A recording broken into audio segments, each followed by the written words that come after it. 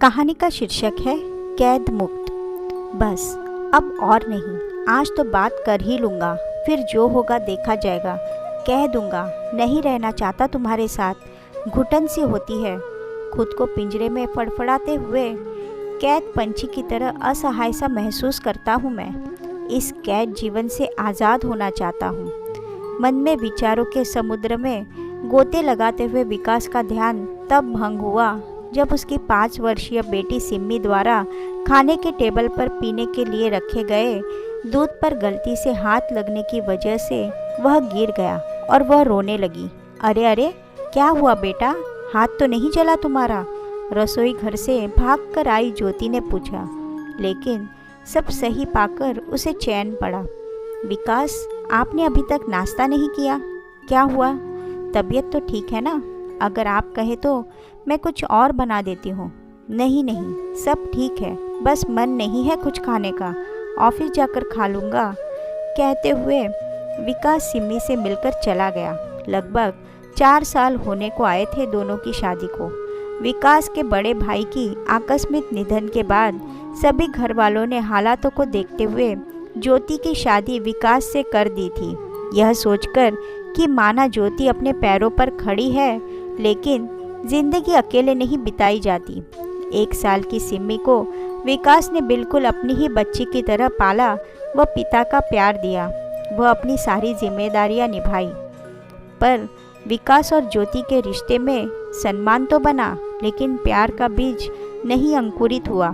शायद मजबूरी में जो बंधी गई थी यह डोर इस रिश्ते को निभाने की आड़ में छुपी विकास की बेबसी ज्योति को दिखाई देती थी। वो समझती थी कि विकास का अपना खुद का भी जीवन है, उसके मन में भी अपने हमसफ़र को लेकर कई अरमान होंगे जिन पर वक्त की मार से पानी फिर गया।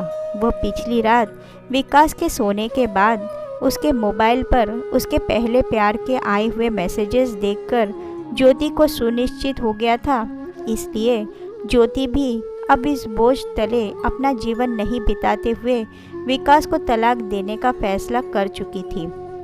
विकास के ऑफिस से घर लौटने से पहले ही ज्योति जा चुकी थी।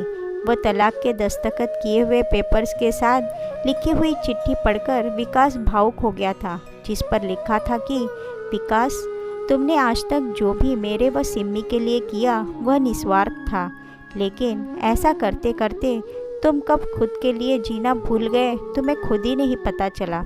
इसलिए मैं आज तुम्हें इस रिश्ते से मुक्त करती हूँ। अभी सिम्मी छोटी है तो समझ जाएगी, अगर बड़ी होती तो शायद यह सब कुछ आसान नहीं होता। एक पिंजरे में कैद पक्षी भी कैद मुक्त होने के लिए झटपटाता है, लेकिन तुम तो एक इंसान हो जिसे बेमन किसी भी बंधन में बांधने का मेरा कोई अधिकार नहीं। अपने मन में कोई भी मलाल मत रखना। बस आगामी जीवन में तुम्हें खूब खुशियाँ मिले, मेरी ईश्वर से यही प्रार्थना होगी। वह हम सदैव एक अच्छे दोस्त बनकर रहेंगे। तुम्हें जब भी मेरी ज़रूरत हो मुझे याद करना। ज्योति की यह चिट्ठी पढ़कर विकास स्तब्ध-सा हो गया था। कुछ समय के लिए यह सब स्वीकार करना मुश्किल सा था। मानो ऐसा प्रतीत हो रहा था कि आज उसका घरौंदा टूटकर बिखर गया हो और वह मिट्टी के खंडर में खड़ा हो।